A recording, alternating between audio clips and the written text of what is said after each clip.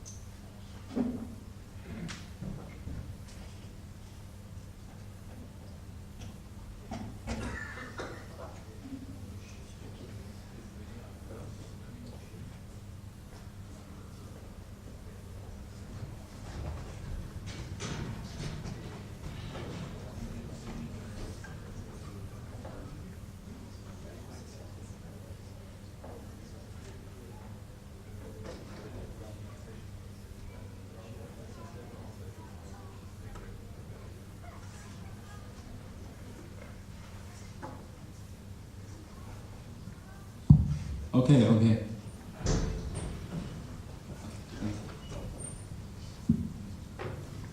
Good afternoon. Thank you all for coming to my presentation. My name is Zhang. I'm the graduate student from Department of Architecture, Stanford University, Taiwan.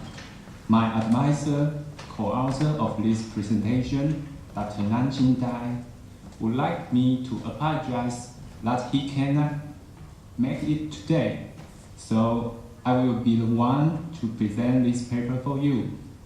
Our title is Digital Environment to Envision and Experiments the Art of Light and Space. Art of Light and Space.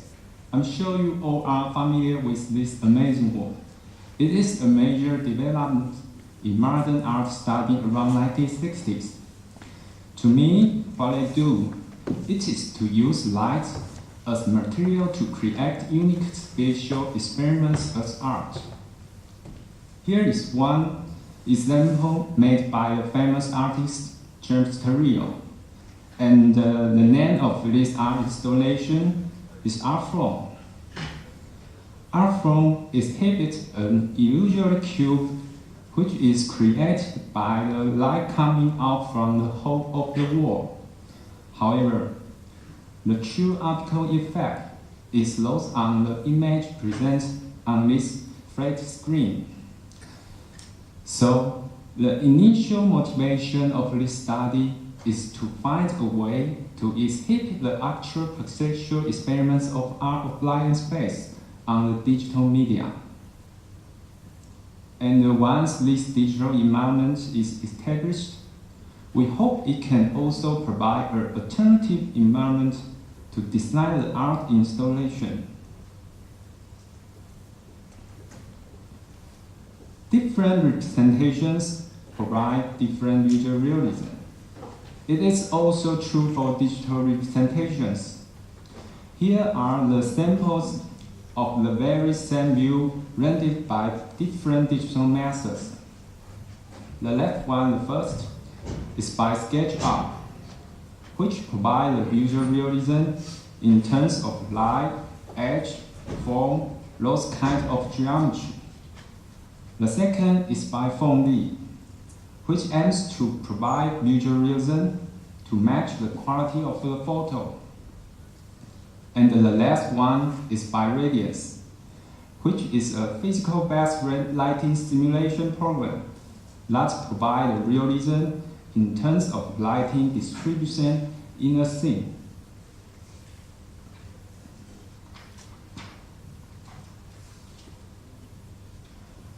As different digital representation provide different visual realism, our pilot study is to test whether or not a digital representation that provides visual realism in terms of geometry can be used to design an installation that displays geometrical illusion. So we mimic a similar work as this one, the M-chair demonstration, in which random objects can appear as a chair from a specific viewpoint. This slide shows an animation.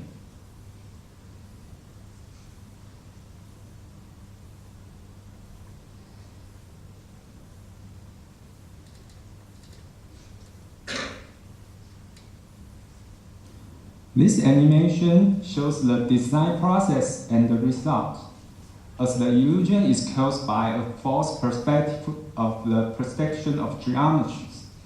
The SketchUp here provides the necessary visual realism to design this kind of installation. However, when it comes to the illusion of perception of light, such as the work from Art of Light and Space, the geometric realist representation of SketchUp may be not enough. And this figure shows our attempt to create an art installation resemble James Turrell's art form. It is a simple room that light comes in front of two open ends here and there, and form an illusory solid cube from the hole in the intersection of the wall. As you can see, the right one rendered by radiance provides much better visual realism than the left one rendered by the SketchUp. And I would like to briefly introduce the properties of light with visual perception. Why can people see the world? Basically, because there is a source distributing light which is a wave and shifts linearly. Some of the wave can be observed by our eyes and preserved by our brain, so we can see the world. A fast-falling image is an image that can provide the same lighting simulated for visual systems like actual environments. But a typical photo cannot provide the same lighting value. HDRI, High Dynamic Range Image, is a computational technique to compress photos that with different exposure to be one image, and this image can provide the same lighting value in the scene. We can see the effect on the top two figures. And then the other one is perceptually-based tone mapping. Perceptually-based tone mapping is the other computational technique which can conversion the HDR format to LDR image, low dynamic range image, that can be displayed on any regular device. And there are many tone mapping operators was developed because there are many different kinds of lighting environments, such as dark or high lighting contrast environment. So different tone mapping operators would present different lighting environments more realistic.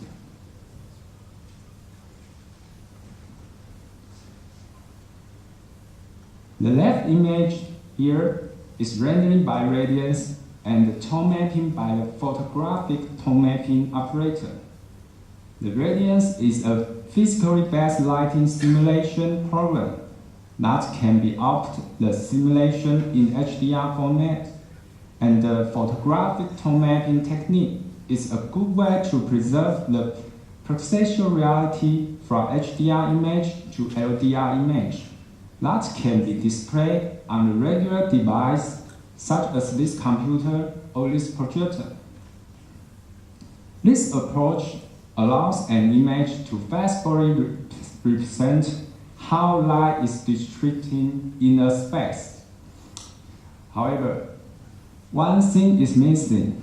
That is the effect of disparity of our visual system. And very often it is a reason to cast the illusion. The radiance is out the view from a single camera viewpoint. So to create a stereo image, we set two cameras' viewpoints to simulate human binocular vision and separate these two images, one for left and one for right, to generate a three-dimensional image. We use the most often affordable way by the red and blue gases. In this slide, figure A and B illustrate the final rendering of both the single and the two camera setting for monocular and binocular vision. If you can use the red and blue gases, you can see the effect. Now, we have the digital media to represent the visual illusion of art of light and space. We take another step. We experiment to add time into this exhibition. We simply add a purple gas and a green gas on the two open ends of the wall. Here is the simulation with the same sky model over a day. As you can see, the effect changes along time.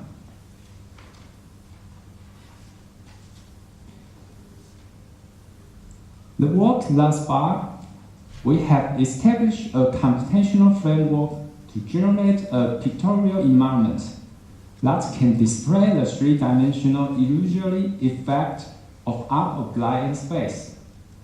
The future work is to validate this digital media with actual physical art installation and to use it to test more complex design consideration into the design of art and light space installation. Now, I will wrap up my presentation. Thank you very much for your attention. My English is not very fluent, but if you have any question, feel free to ask and I will try to answer the question. Thank you very much.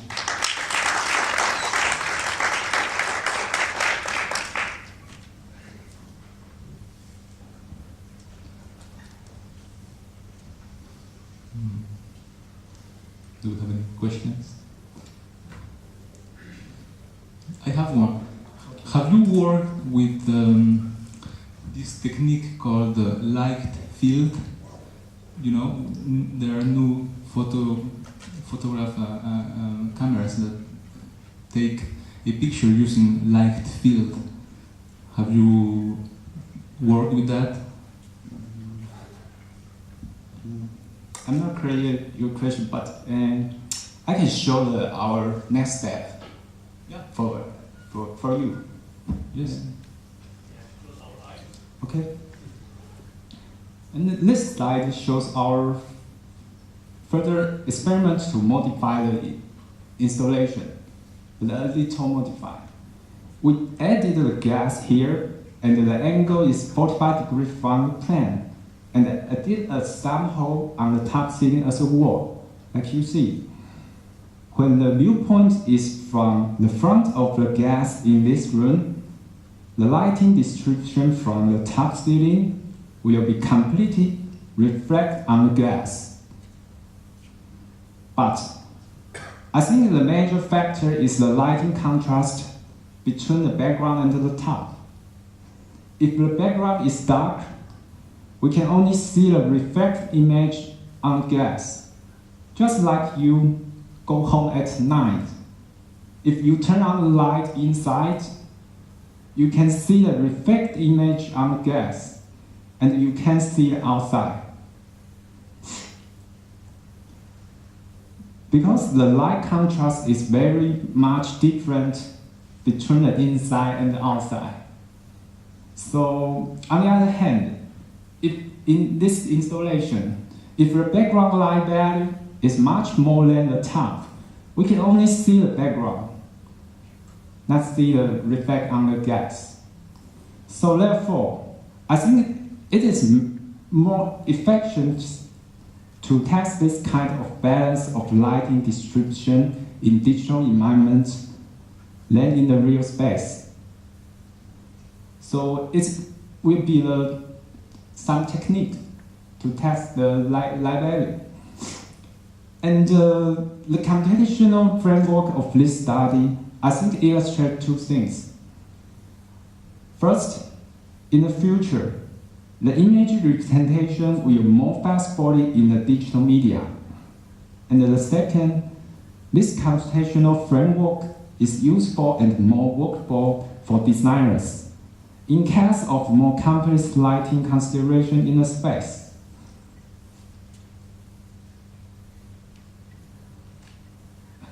That's all.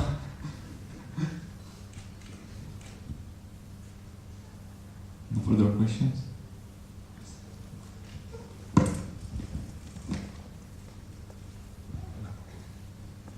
As you work with light and the fact that this is an illusion, you work with perception, do you plan in the future to work with sounds as well? Yes, with sound for your installation.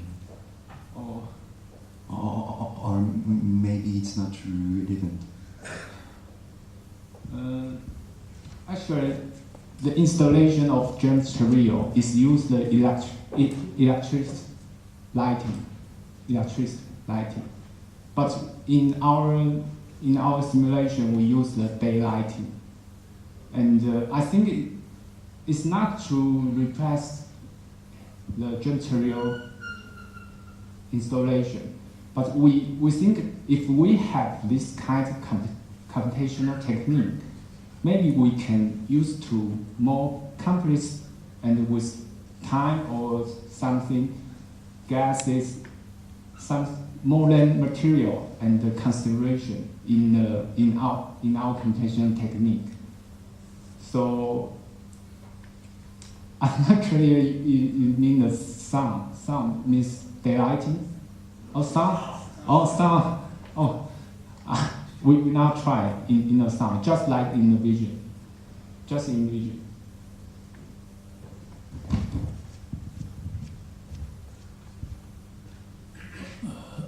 Thank you for this nice presentation. It's very clear. Do you consider, when you talk about the daylight, what is the daylight for you? Which time? Oh, this daylight is 10 hours in the morning? 12 o'clock. No, when you consider the daylight, at which time? In the morning, in the afternoon, at noon? Because in the west of France, I think at the University of Nantes, they have been simulating the light during 24 hours for 65 days a year. And they try to do a kind of dynamic simulators of the light and of the energy on the building. They are Department of Architecture. It was in Nantes, I'm not sure. The name of the program, the laboratory should be CRAN or something like that. But it's very, you need a lot of computing behind if you consider the daylight and you have to follow it up. And if you are considering only the light reflect, you have also the light is not the same.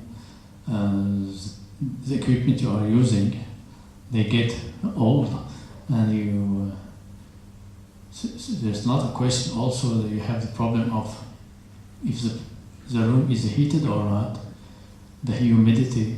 So this question is very complex, it's only related on design. But if it is used for marketing, all the images are very, very beautiful. And now we have tools that you can control the lighting in the room with electronic devices. You can, if you are looking only for the aesthetic aspect, you can use a lot of digital equipment or electronic equipment to have the light you would like to have. But if you are opening the windows and you are looking for natural light, I think it's a little bit more complex than this algorithm.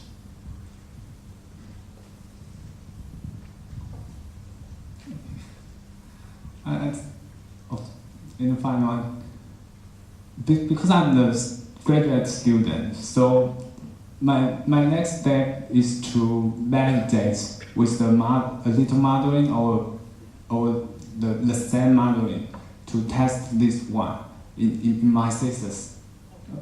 So I think, but there are much way to use this technique, like reflect or like the color or the daylight movement. So I'm not sure which way I want to do, but the validate is my next step to do in my study. Thank you very much.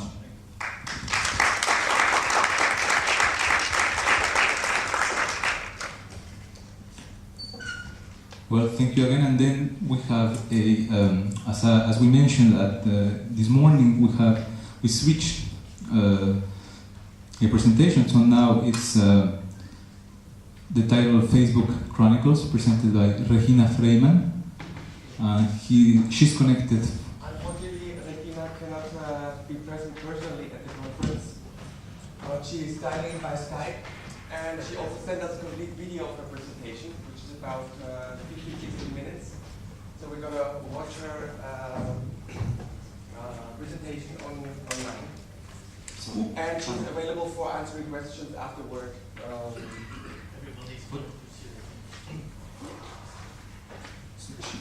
Can you hear me?